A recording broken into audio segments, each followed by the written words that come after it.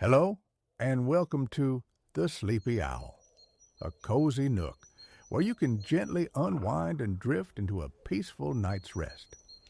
Tonight, we're sharing another soothing story, one that can help settle your mind and foster a feeling of quiet calm. But first, let's take a moment to prepare our bodies and minds for a tranquil, rejuvenating sleep. Settle in comfortably, and with each slow inhale and gentle exhale, allow the day's worries to gradually fade away. It can be challenging to pull away from the day's busyness, particularly as bedtime approaches. Yet remember, the less we stress over falling asleep quickly, the easier it becomes for our minds to release any tension. Let the gentle rhythm of your breath carry off lingering concerns, and let tonight's story be your guide toward deep relaxation. Now make yourself comfortable and let the warmth of the sleepy owl envelop you. Enjoy the story, and may you find a restful, peaceful slumber here in our little nighttime sanctuary.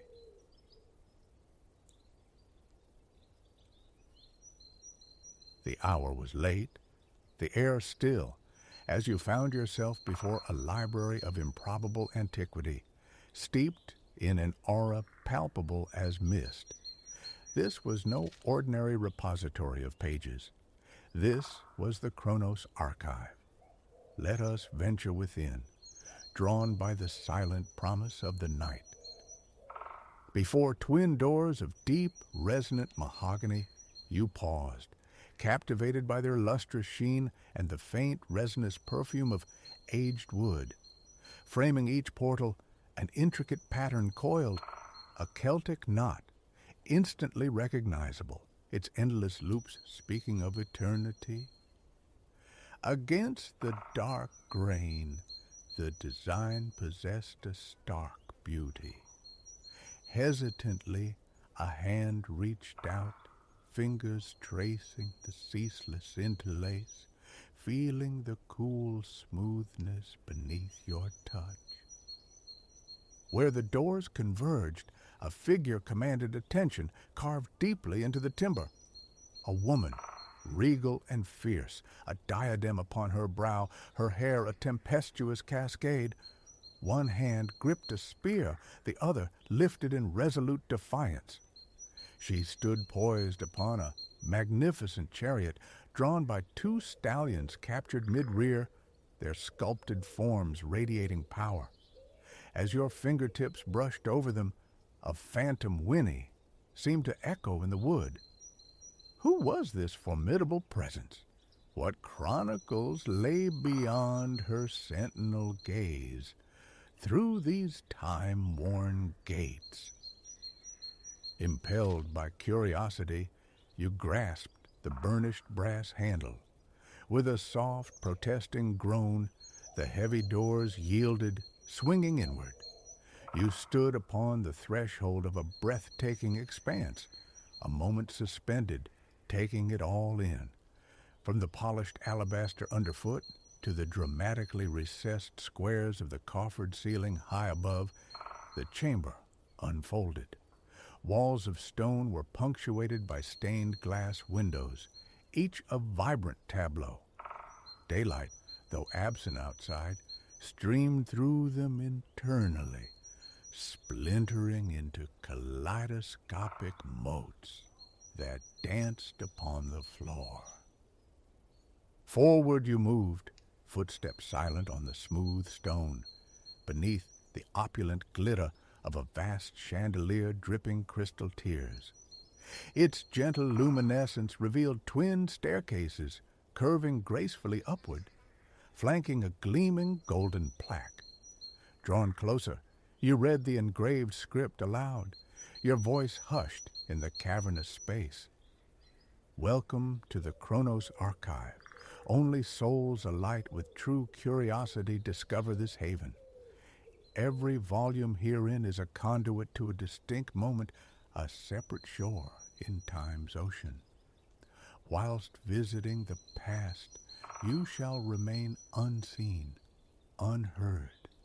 History's tapestry cannot be rewoven after all. You may only observe, and in observing, learn. Could such a marvel exist? The question whispered through your mind.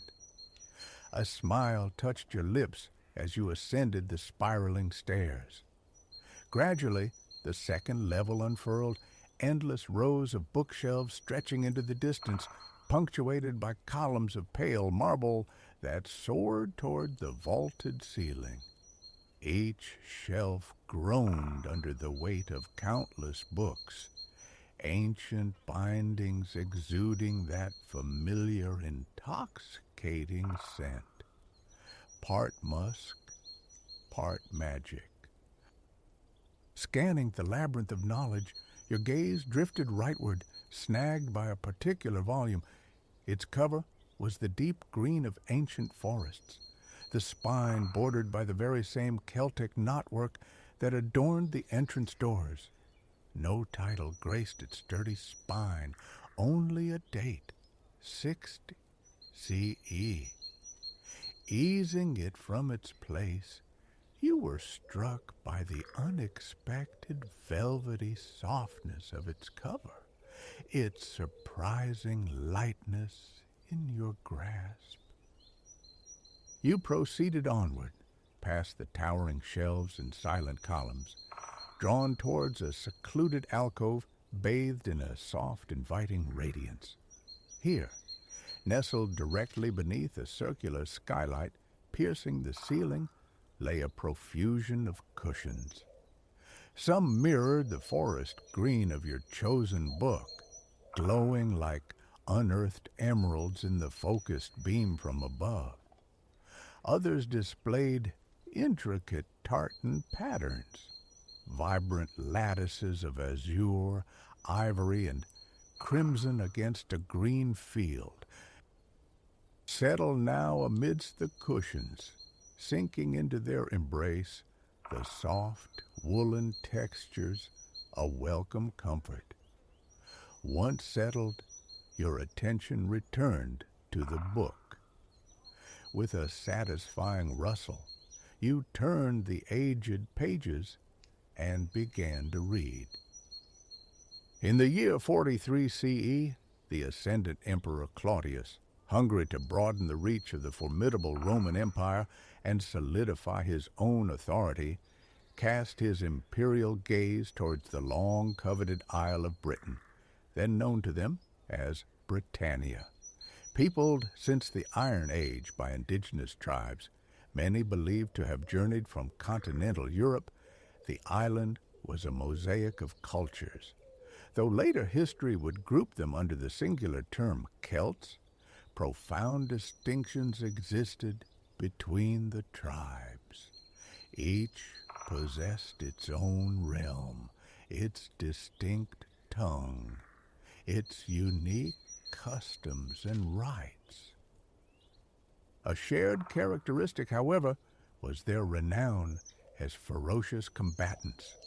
Yet, even their fierceness proved an unequal match for the disciplined might and strategic prowess of the Roman legions. At Claudius's command, 40,000 soldiers made landfall in the island's southeast. The eastern tribes fell with comparative swiftness. Henceforth, numerous tribal chieftains found themselves with scant choice but to cooperate with, rather than resist, their Roman overlords. Among these was the king of the Eastern Iceni tribe. He continued his reign as an independent ally of Rome. His people, like many neighbors, in the lands now called Norfolk and Suffolk, engaging in trade with the Romans, inadvertently laying the nascent foundations of a Romano-British culture. A fragile peace settled, but tragically, it was destined to shatter. Upon the king's demise, his will divided his kingdom between his two daughters and the Roman emperor. His consort, Queen Verica, assumed sole leadership of the Iceni. Within Celtic society, a woman could ascend to such authority.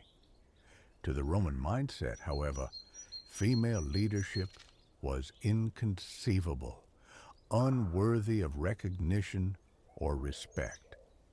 Thus, they nullified the existing treaties and annexed the kingdom outright, seizing Iceni lands by force. Underestimating Verica proved a catastrophic error. She emerged as a formidable adversary, a leader of considerable skill and charisma. She rallied neighboring tribes, persuading them to unite beneath her banner against the shared Roman foe. Ignited by the fires of vengeance, Verica orchestrated a potent, well-organized insurrection. Her movement swelled with each strategic maneuver until, by the eve of her final confrontation, she commanded an astonishing force numbered at 230,000. Ultimately, Verica and her confederation could not halt the inexorable Roman conquest of Britain, a process that would consume another 4 decades. Yet she imparted a crucial lesson, one that reverberated through the mighty empire, shaking its foundations. As the Roman statesman and historian Cassius Dio later recorded, all this devastation was wrought upon the Romans by a woman, a circumstance which in itself inflicted upon them the utmost shame. The name Verica, sometimes rendered through Roman filters, resonates with the Celtic word signifying victory. Despite her eventual military defeat, her legacy endures with a triumphant quality few might ever achieve. To this day, she is remembered as the warrior queen who dared to defy the most powerful army the world had yet known. You paused, reflecting. What an extraordinary chronicle. Setting the book gently beside you, you laced your fingers behind your head, gazing upward through the atrium window towards the unseen night. Your thoughts drifted back to the library's entrance, to the carved figure upon the mahogany, a crowned woman, spear in hand, arm raised, wild hair streaming. For just an instant, you allowed your eyes to close. A peculiar sensation enveloped you. First, a feeling of sinking deeper and deeper into the plush evergreen cushions. Then, an inexplicable lightness, as if buoyed, floating untethered through time and space towards a destination simultaneously familiar and utterly unknown. Opening your eyes, you beheld the same figure, the one etched upon the library door. Surely, you reasoned, this was merely a waking dream. But even as the thought formed, a transformation began before your very eyes. The carved wood seemed to blush with color. The queen's face and form quickened, adorned with the vivid cobalt whorls of Celtic battle paint.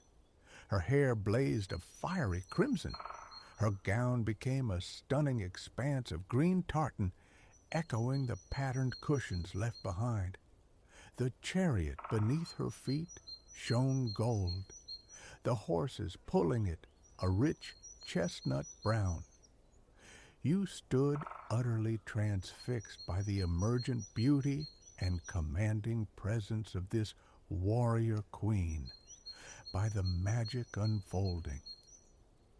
Glancing down, you found yourself standing not on polished stone, but on damp, yielding earth. Cool, fresh air filled your lungs. All around stretched the unmistakable countryside of England centuries past. The atmosphere began to hum, vibrating with sound and motion. Behind the two majestic steeds, her golden chariot rolled towards you, its surface catching the sunlight. She circled the clearing once, then again, her poise unwavering despite the uneven ground. Her untamed mane of long red hair writhed and danced in the breeze around her face. Her tartan cloak billowed about her, secured at the throat by a gleaming gold brooch. As she passed near, a fleeting, almost mischievous smile touched her lips. Eventually, the horses slowed, and Verica brought her glorious chariot to a halt mere yards from where you stood. Close now, she was even more imposing, tall, radiating authority, every inch the warrior queen. Her face, painted with swirling sapphire designs, turned in your direction. For a heart-stopping moment, you felt seen. But swiftly, her piercing green eyes slid onward, looking straight through you as if you were mere air. The words from the plaque echoed, "In the past, you will neither be seen nor heard." How astonishing, you mused, to possess a front row view entirely unnoticed. With this realization, an internal tension eased. Your shoulders settled lower. Your limbs felt strangely light, unbound. You followed as the queen descended gracefully from her chariot and strode forward. Only then did you truly absorb your surroundings. You stood atop a massive earthwork, a hill fort, a strategically defensible community, typical of Iron Age Britons. Your gaze swept across the settlement. Much of it lay enclosed within a high timber palisade, enhancing the inherent sense of security afforded by the elevated position.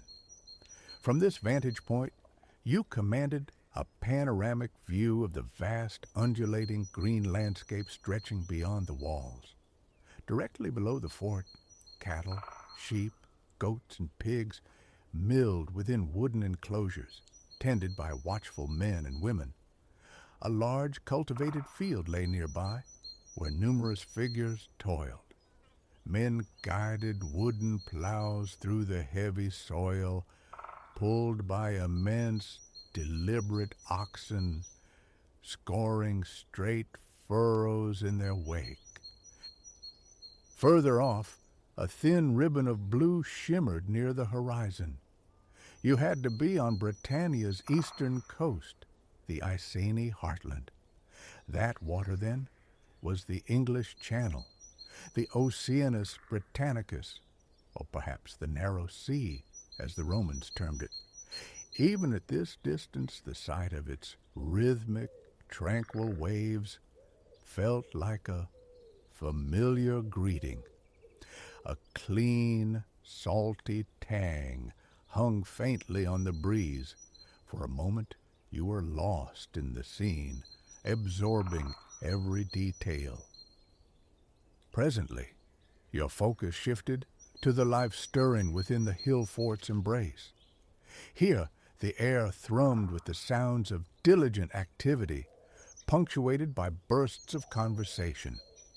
Dwellings dotted the enclosure, round houses constructed from earth, stone, and timber, their conical roofs thatched with reeds. Some had animals lounging contentedly on sun-dappled patches of grass outside. Others boasted small vegetable plots where rows of cabbages and corn reached towards the intermittent sunlight. You wandered into the settlement's core, round houses flanking your path. The sounds of daily life intensified. People moved everywhere, absorbed in their tasks, utterly oblivious to your spectral presence. Men wore tunics cinched at the waist with belts. Women favored floor-length dresses. Both sexes were draped in tartan cloaks, consistently displaying the same vibrant crisscross pattern worn by the queen, the very design that had adorned the library cushions. The quality and artistry of the fabrics astonished you. The colors so bright, the lines so precise, the weaving so seamless. As if summoned by your thoughts, you passed a group of women engaged in that precise craft. Near a roundhouse entrance, a young woman rhythmically stirred woolen thread in a barrel filled with liquid, the sound a gentle sloshing reminiscent of the narrow sea's waves against the shore. Peering closer, you saw the liquid was an intense shade of blue. Standing over it, you caught the sweet, distinct fragrance of woad, or perhaps blueberries used for dye. Beside her, another woman stood before a tall wooden loom, threaded with already dyed yarns of green, white, red, and blue. With practiced dexterity and unwavering focus, she passed the shuttle back and forth, interlacing the threads. It seemed incredible that people 2 millennia removed could produce such flawless, beautiful textiles. You witnessed firsthand their resourcefulness, their artistry, the quiet diligence etched on their faces as they worked. Evidence of the tribe's industriousness lay scattered throughout this ancient village. From the adjacent roundhouse emanated the rhythmic clang of Iron Age metalworking. Drawn by the sound, you stepped inside to find several artisans. One heated a crucible of gold over a crackling fire before carefully pouring the molten liquid into a large circular mold. Nearby, another man methodically hammered a cooled strip of gold flat, his mallet striking a steady beat. A third man undertook the most intricate task, yet his expression remained serene. Using iron tools and leather grips, he hammered flattened gold strips around a circular core, coaxing them into elaborate twists and coils. The result was breathtaking. A heavy, coiled, golden neck ring, a torque, fit for Celtic nobility. You had never encountered jewelry of such raw, potent beauty. Wandering onward, you passed more roundhouses, glimpsing diverse scenes within and without. Metal workers forged shields and swords, preparing for battles unknown to this peaceful moment. Children practiced with wooden slingshots, loosing pebbles at makeshift targets. An elderly woman sat cross-legged before a large pottery wheel, spinning it with a wooden stick. Her wet hands deftly shaped and smoothed the clay at its center, transforming a formless lump into an elegant bowl. You watched her for some time, finding a profound tranquility in the simple, creative act. The air here was crisp and invigorating, carrying a subtle, tantalizing aroma. Following the mouth-watering scent past homes and workshops, you arrived at a notably larger, more substantial roundhouse. Its elevated status was immediately apparent.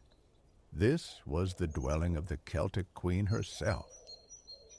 Stepping across the threshold, you entered a warm, inviting space, heated by a central fire pit dug into the earthen floor. Thick plumes of smoke curled upwards, escaping through an opening in the thatched roof above, leaving behind only the comforting scent of cooking food. Luxurious furs lined the floor. Reaching down, you imagined their softness. More furs lay piled amongst mounds of clean golden straw. Bedding, you surmised, for the warrior queen and her daughters. And there they were, seated around the hearth. The queen ladled a fragrant meat stew from a cauldron suspended over the flames. Bowls were quickly filled with tender chunks of meat and vibrant fresh vegetables. Almost unconsciously, you pictured taking a ladle, a bowl, helping yourself, sitting amongst them on the furs. The stew, you imagined, would be rich with colorful, homegrown leeks and cabbage, sweet parsnips and carrots. You could almost taste the sharp tang of wild garlic and parsley dancing on your tongue. A meal evoking comfort, warmth, family, home. Beside you, in your mind's eye, Verica and her daughters finished their meal, placing empty bowls on a low wooden table. They then took up goblets filled with homemade mead, sipping contentedly.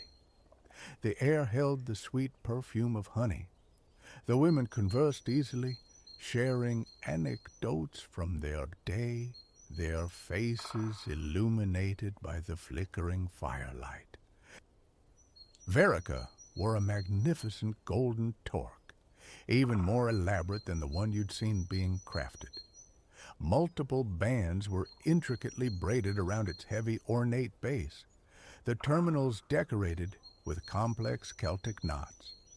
Her vivid blue war paint had been washed away, her tartan cloak hung neatly on the wall. In the fire's golden glow, the warrior queen seemed even more striking.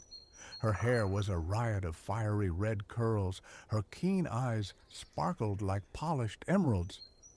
The formidable spirit within her was undeniable, yet here a gentleness, a maternal tenderness you hadn't perceived before, softened her features.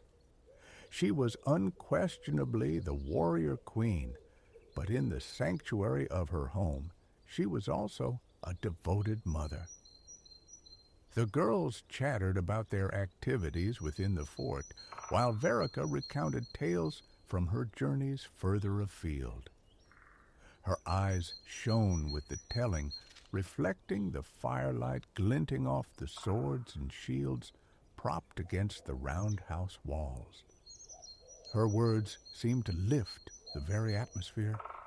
Quietly observing, you heard her tell her daughters of her plans to meet with the leaders of neighboring tribes, to forge an alliance, to drive out the Roman enemy, for them, for all her people. She spoke this not as a boast, but as a statement of intent, gently stroking her eldest daughter's hair as she did so. What an immense privilege to witness this intimate scene. A profound sense of ease and contentment settled over you. Little did you suspect that the descending night held further quiet wonders. Noticing the deepening indigo sky through the smoke hole, Verica led her daughters outside. They lay side by side on the cool grass nearby. Joining them in spirit, you gazed upward, as they did, into a night sky ablaze with stars. You recalled the Celts' deep reverence for the cosmos, listening as Verica spoke in low, soothing tones about the shifting patterns, the celestial journeys of the constellations. She pointed toward the steadfast North Star, the destination, she explained, for Celtic souls in the afterlife, reached by ascending the spiraling star path beneath it. Here, lying notionally on the grass, the night air brushing your face, a complete peace descended. Allowing your eyes to drift closed, you registered again that sensation of lightness, an ethereal buoyancy, as if gently lifted and transported back through time and space, returning to the library where this extraordinary journey commenced. The glass expanse of the atrium now interposed itself between you and the star-dusted night. The green beneath you was no longer grass, but the plush velvet of the cushions. Resting on a tartan cushion beside you lay your book, fallen open to a page depicting the warrior queen and her daughters. You regarded the illustration with a knowing smile, thinking it captured but a shadow of her true, formidable presence. Then, closing the book, you nestled deeper into the soft cushions, allowing your thoughts to settle alongside you. You drifted away into a profound and dream-filled slumber. Barcelona shimmered under a benevolent afternoon sun. Down the vibrant artery of La Rambla, a gentle sea breeze drifted, a cool sigh against the Mediterranean warmth that bathed the city. Life spilled onto the promenade, a tapestry of movement and sound on this exquisite day. For Alara, a ceramicist visiting from the distant shores of Los Angeles, this marked her first full immersion into Barcelona's embrace, a day earmarked for pilgrimage along the path of Gaudí. His visionary architecture had long echoed in her artistic soul. The prospect of witnessing it firsthand promised a wellspring of inspiration, a certainty that she would carry new forms and textures home in her mind's eye. Finding herself early for the rendezvous, Alara sought sustenance. The perfect choice, a cherished culinary memory, tortilla de patatas. Amidst the plane tree-shaded boulevard, alive with vendors and the tantalizing scents of street fare, she found a purveyor. This simple alchemy of egg and potato, it discovered during a college stint in a Spanish eatery, remained for her the essence of comfort. Wholesome, delicious, grounding. As the last satisfying bite vanished, a guide materialized, hoisting a sign that bore the tour's insignia. Alara approached, offering her name just as a melody seemed to thread through the air. Others converged, their voices alight with anticipation, murmuring eagerness to behold Gaudí's creations, especially the legendary silhouette of the Sagrada Familia Cathedral.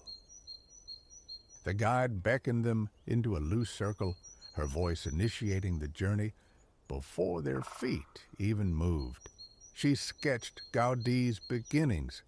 Born Antoni Gaudí in 1852, here in Catalonia, drawn to Barcelona at 18 to sculpt his future in architecture, his childhood fascination with nature's intricate geometry, she explained, became the enduring pulse beneath his life's work, etched into every design.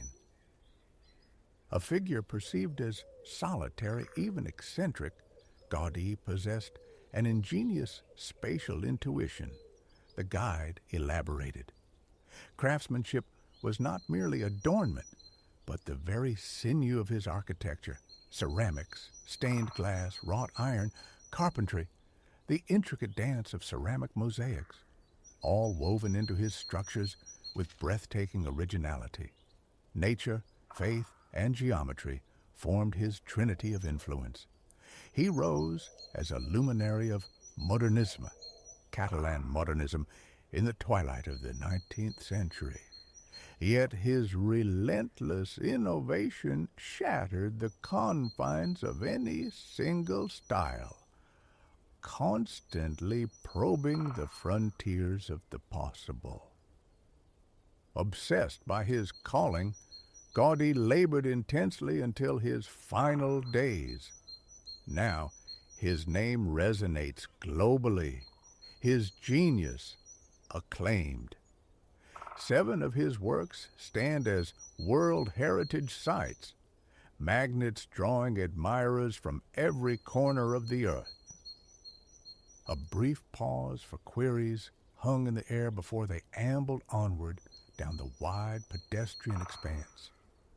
The breeze whispered through the leaves overhead, carrying the delectable perfume of cinnamon and sugar from a nearby churro stand. Elara, yielding to temptation, quickly secured a warm, ridged spiral. Closing her eyes, she savored the crunchy, sugary warmth against her tongue. A small, perfect moment of bliss. Their inaugural encounter was Palau Güell, erected between 1885 and 1890. This mansion, Gaudí's first major commission from his enduring patron, Eusebi Güell, occupied a coveted spot in the city on a street pioneering paved surfaces and drainage in Barcelona. Its dual purpose, a home for Güell's extensive family and a stage for glittering high society gatherings. The residence pivoted around a sumptuous central hall, the heart of Güell's entertaining. Guests arrived via horse-drawn carriage, passing through imposing iron gates. While steeds were quartered in subterranean stables, visitors ascended to the opulent receiving room. Though the Palau's facade presented a relatively restrained countenance, its interior exploded with decorative richness. The main salon ceiling featured perforations where lanterns once hung, mimicking a star-dusted firmament, a signature touch of Gaudí's inventive flair. Even in its exterior simplicity, creativity flourished. Stone, iron, and ceramics converged, evoking the grandeur of Florentine Renaissance palaces. Symbolic motifs adorned the entrance portals, hinting at Catalan strength and the era's cultural and economic resurgence.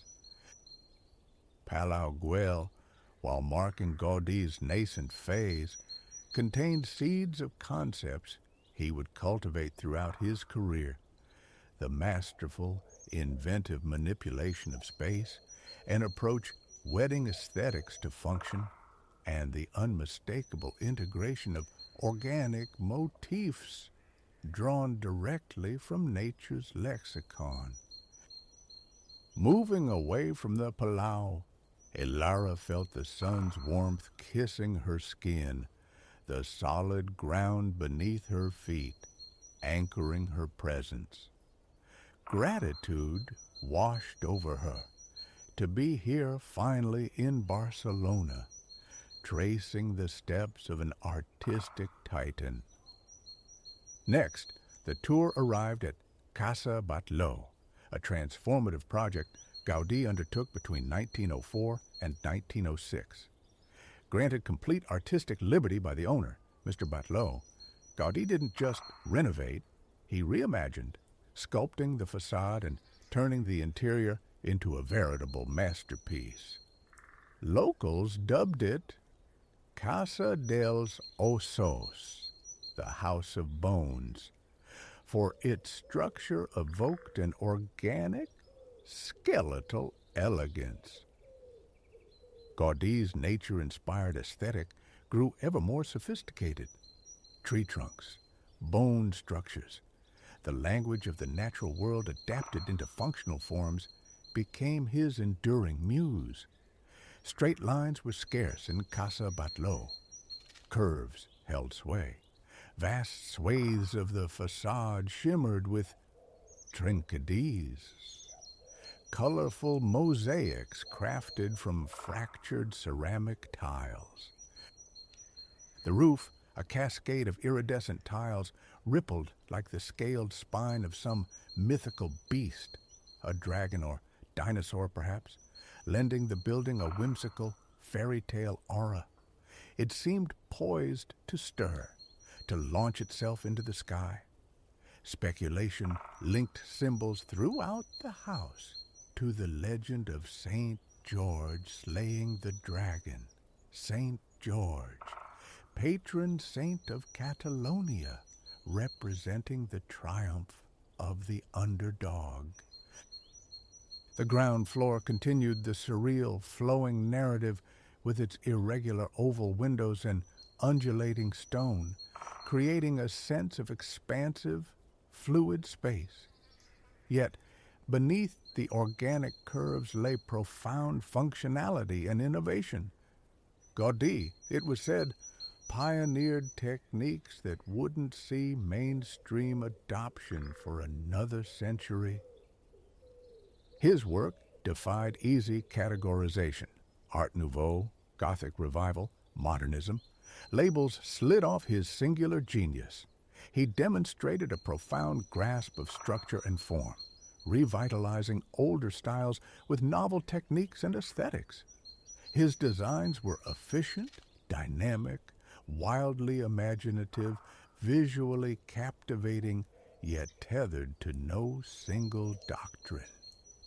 A reverence for nature, organic forms, and harmonious, playful design became his hallmarks.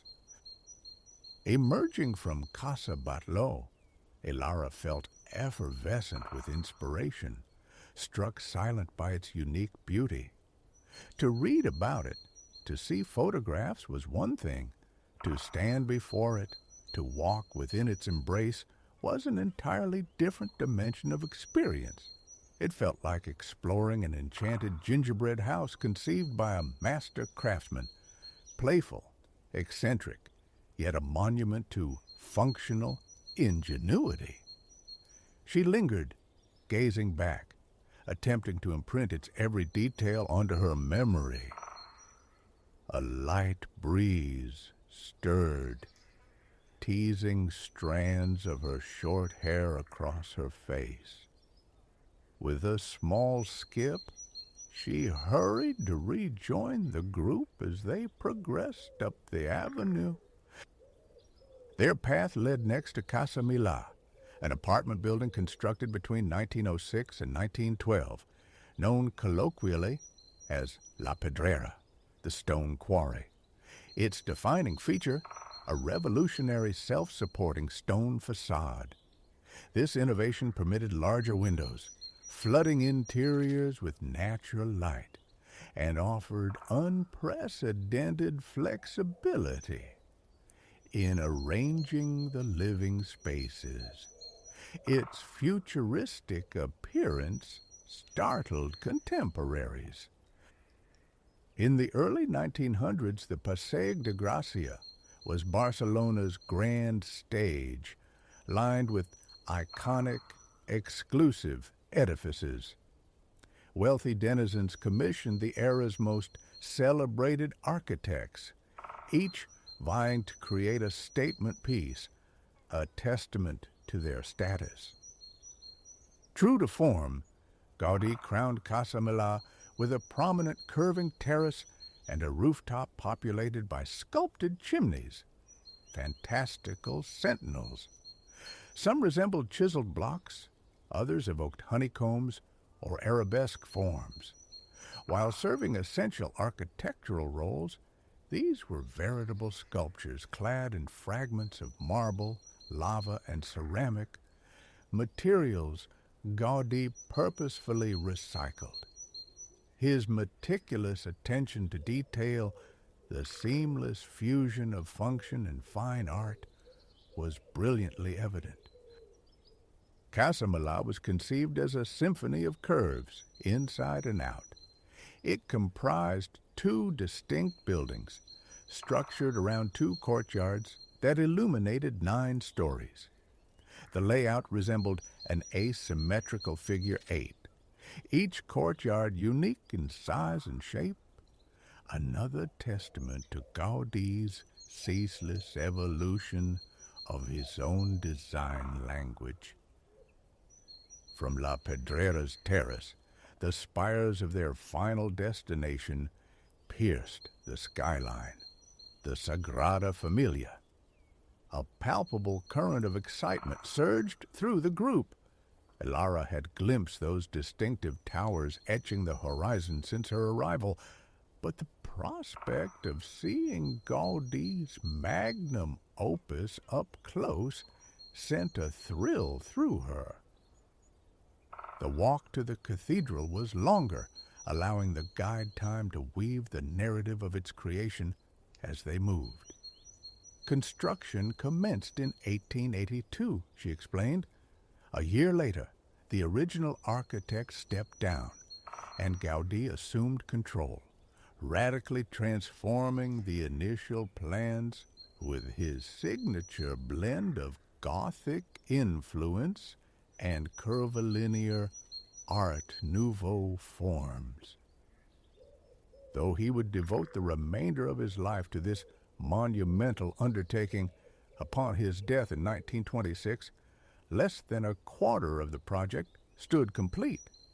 Progress crawled, dependent solely on private donations. The Spanish Civil War brought a brutal interruption in 1936. Revolutionaries stormed the site, damaging the structure and partially obliterating Gaudí's precious original plans and models. Nearly 15 years were consumed painstakingly reassembling the fragments of the master model, stalling significant work until the 1950s. Gaudí, anticipating he wouldn't witness its completion, meticulously crafted detailed models to ensure his vision would endure. This foresight fueled the unwavering dedication to faithfully restore those models after the war's devastation. His ambition for the Sagrada Familia was immense, to encapsulate the entirety of Catholic history within one edifice. A devout Catholic himself, Gaudí aspired to erect the perfect temple, narrating the life of Jesus and the saga of faith in stone and light. Decades later, the Sagrada Familia remains a work in progress, destined upon completion to be Barcelona's tallest structure and the world's highest church. They were drawing near now. Standing in the adjacent plaza, the cathedral's staggering beauty and utter uniqueness became overwhelmingly apparent. Elara felt goose flesh rise on her arms, her heart performing an erratic rhythm against her ribs. She paused, needing a moment, drawing deep breaths to steady herself. Years of anticipation culminated in this instant. She refused to let it blur past. With each inhale, a silent gratitude flowed through her for this extraordinary, singular experience. The guide continued her commentary, orienting the group. 3 grand facades, 18 soaring towers, each dedicated to a pivotal biblical figure. The pinnacles of the steeples and the nativity facade culminated in geometric, almost cubist forms, echoing artistic currents popular in Spain during the 1930s. An hourglass shape recurring throughout the Sagrada Familia provided both structural integrity and visual harmony. Elara found herself mesmerized by the towering spires, intricately carved stone, ascending towards the heavens like fantastical, pointed confections crowned with sculpted flourishes. The exterior alone pulsed with such distinct personality. She felt an impatient curiosity to step inside, to discover the magic held within. The moment she crossed the threshold, Elara was enveloped in a breathtaking interplay of light and color. Sunlight streamed through immense stained glass windows, fracturing into 1,000 hues, bathing the interior in an ethereal glow, a sensory immersion that inspired pure wonder. Turning, she saw the columns, not mere pillars, but colossal branching trees of stone, their limbs stretching upward to form a vaulted canopy. Gaudí had envisioned a forest within, a metaphor for humanity's closest communion with the divine. The sheer engineering prowess required to manifest this vision felt staggering. As with Gaudí's earlier works, straight lines and flat surfaces were banished from the Sagrada Familia. He treated every space as sculpture. Here, columns transitioned from square bases to octagons, then twisted into helicoids, finally resolving into circles. Geometric forms intersected constantly, creating surfaces that shifted and changed with every glance. The intricate details, wrought iron railings, spiraling staircases, ornate embellishments, flowed with expressive curves, as if space itself had erupted into artistry. Elara moved slowly through the vast interior, striving to absorb every incredible detail, every spark of genius. It was unlike anything she had ever encountered, endlessly inspiring, utterly captivating. Here, she could perceive the culmination of all Gaudí's experimental discoveries, synthesized into this masterwork.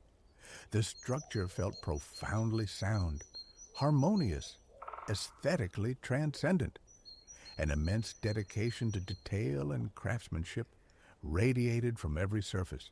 The organic, nature-derived elements were seamlessly integrated into the magnificent whole.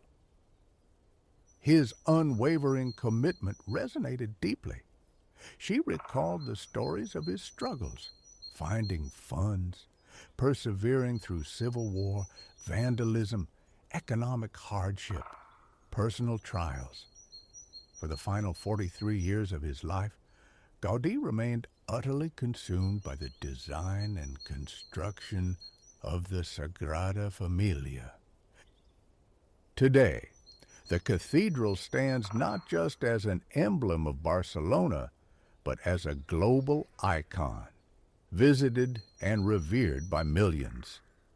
It was, and remains, a profoundly complex, innovative, and masterful testament to artistic vision and architectural prowess. The guide gathered them one last time, her farewell gentle. She encouraged them to linger, to marvel at Gaudí's masterpiece for as long as they wished, to truly savor its myriad special details. Elara chose to do precisely that. She drifted back toward a stained glass window, watching the refractions of liquid color bounce off the stone floor, dancing across her skin.